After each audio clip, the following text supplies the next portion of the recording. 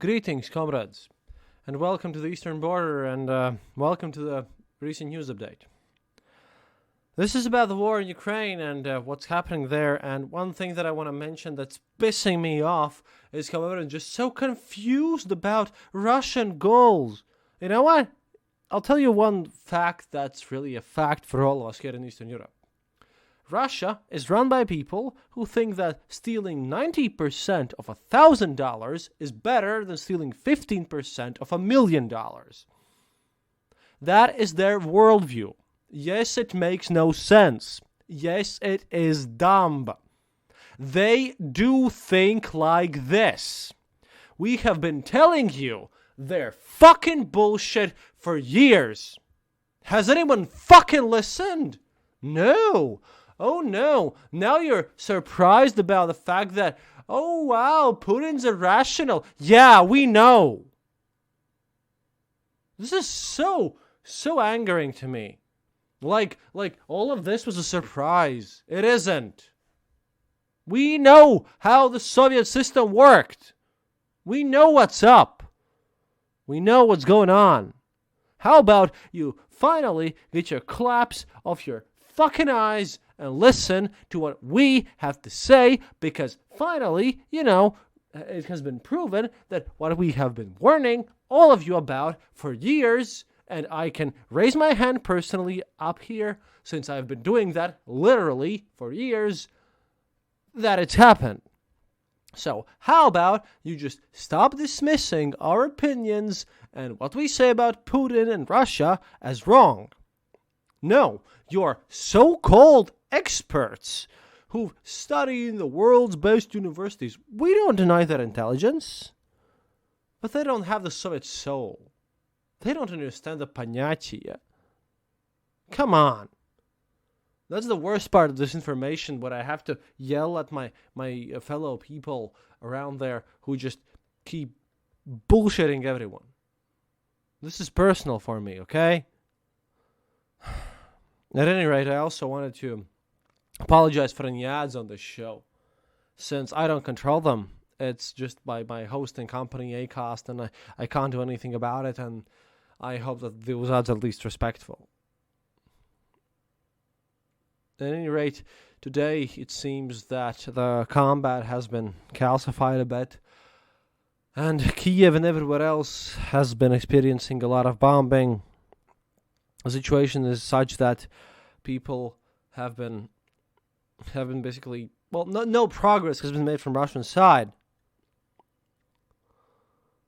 Russians are now in Ukrainians with some peace talks in Belarus. I don't think they'll lead to anything, because Russian demands are ridiculous and Ukraine demands full return to pre-war borders, including Crimea and Donetsk and Luhansk. This war will not end soon. The Russians have been filmed looting stores. Russians have been just panicking and bombing, like carpet bombing with rockets, everything. However, the Russian failure in the logistical front is coming out more than ever. Today, for example, people in Moscow woke up with the ruble now being 110 rubles per dollar, even more for the euro, which is a massive economical catastrophe for them. So we don't know what's going to happen economically, but a lot of people in Russia who've been brainwashed so far seem to have their eyes been open finally. And also another thing is that the spirit of the Ukrainian people has not been broken, and right now maybe they have a chance to regroup, since the European Union has provided a lot of assistance, and we're sending not only just missiles but also jets to fight Russia. Now, of course, the main thing to talk about here is Russia's threats yesterday, where they threatened to use nuclear weapons. However, I have to remind you, and this comes from my Russian sources, that Russia's economy is based on corruption, and that, they might drop a nuke somewhere. They might. They might actually launch it. But out of 100 nukes maybe 3 will hit anything. And it's because I know how Russia works, and we've been telling you about this for years. They're built on corruption.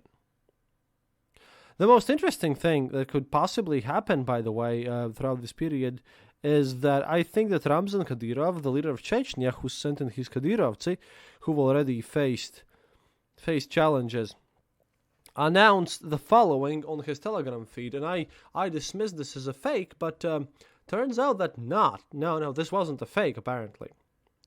So I'll read this to you in full, because it's not that long. It's just a great information piece.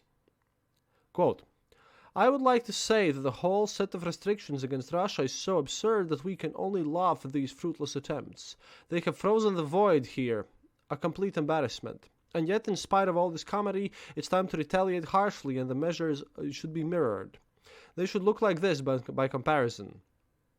British Prime Minister Boris Johnson, British Foreign Secretary Liz Truss, Head of the European Commission Ursula von der Leyen, Head of the European Diplomatic Corps Joseph Borrell should retract their statements, otherwise the Chechen Republic, considering the impediment and pretentious nature of the statements by the above-mentioned press, reserves the right to introduce the following sanctions. And hold on to your seats here. Close the Chechen skies to flights of their jets. Freeze all of Boris Johnson's ruble assets in Chechen banks. Impose an embargo on all assets of the British oligarchs in Ahoy, Martin, and in case things get worse, in Chamaski as well. Recognize the left-hand traffic as a wild relic of the Middle Ages. And to admit, finally, that there is no such thing as the English tea. The deadline is February 31st.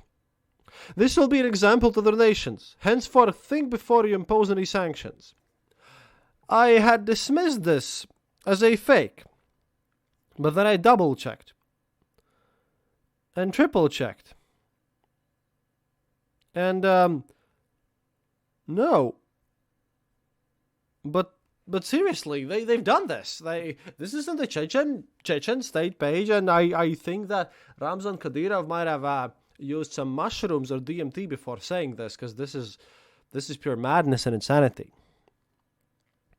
Also, what also is inspiring is that Anonymous is holding their cyber attacks towards Russia, and they've gone so far that they've blocked everything the Westerners knew about, and now are asking openly, hey, whom else we should just close down because we're a bit tired.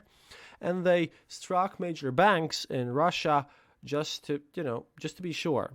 So I bet Putin did not expect this to happen. What else happened is that a boatsman in Spain serving on a massive private yacht in the Mallorca island. We call it Mallorca. I think it's Mallorca in English. I don't really know. I haven't slept and I've been working too much on these digests. Well, in Spain, on one of these Balearic islands, Mallorca, whatever you name it. Well, a boatsman from Ukraine looked at the Russian bombings of Kiev, and he saw that rockets had been struck there in civilian buildings, and he decided that enough's enough. So he chose instead to kind of show some resistance. So he sent away all the crew that was on the boat, closed all the valves there and everything, and sank the $7 million boat on his own. In the court, where he was quickly arrested, but no charges were pressed, and the court let him go, the Spanish court, which, by the way, just shows that we still have unity in European Union. Well, he stated that I do not admit guilt in any account. My person who has hired me is a war criminal, and he has killed peaceful Ukrainians, and that was a lawful retaliation, and I will do this again. He was let go. I bet the Spanish people told him, oh no, what a horrible accident that you have now, struck something like this. All the owners of these yachts, they like to go to Europe, and their place has been, cemented everywhere. Welcome. I think it's time that if you're a real activist, there's a lot of places on the internet where you can go and check out those yachts and their locations and strike at them personally. I highly doubt that at the given situation, you'll face a lot of sanctions. I mean, to be fair, I'm quite allowed to say these things. I'm not in Russia, where right now, if you even donate to Ukraine or even mention anything against the war, you can get up to 20 years in prison. That is, again, I repeat, extremely important. Do not blame Russians for the situation. They are victims of Putin as well. Also, which is the last thing I posted last night, is that a Georgian boat refused to refuel Russian warships in the Black Sea. They spoke with the Russian warship in English, but then when they found out it was Russian, they switched to Russian and then stated that they are Georgian and not, any other country, because Georgians have also faced this. And this is a nice time to basically tell you that if you want to learn about history of Georgia, I have a friend at History of Sakarvelto, Georgia. Because, I'll get to that. Anyways, these Georgians told this boat to fuck off and not do anything really to basically paddle their ways out of this. In this whole current situation, I've been going through some harsh times, and I'm recording this literally 40 minutes before I depart for my plane, and I'll be going to the Polish-Ukrainian border and departing from there. But there have been some friends who've been helping me a lot with spreading this information, and I will tag them immediately once this is posted. Astonishing Legends podcast, a bigger podcast than I am. They talk about the paranormal and the supernatural and sometimes true crime. They have been great, and they have been sharing these posts. Support them. Advent of Computing podcast. They also have been friends. They've explaining a lot of IT stuff that done by Anonymous. They too have been friendly. And History of Sakarvelto, Georgia. They, out of all of our friends, have been super helpful. And don't forget Dan Carlin's Hardcore History. I hope that he recorded our conversation, because I didn't, but you always should check him out too for new updates. At any rate, we're struggling here. I have barely slept, and right now peace talks are happening, but I don't think anything will happen there. The Ukrainians are showing more and more success in their struggles for independence and keeping their country safe.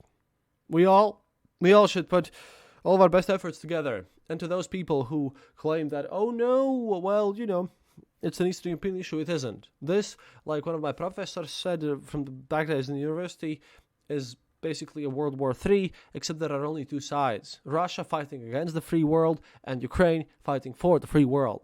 There is no other solution here. And maybe, just maybe, you people in the West would finally, admit that we, the folks here in the post-Soviet sphere, know what we're talking about.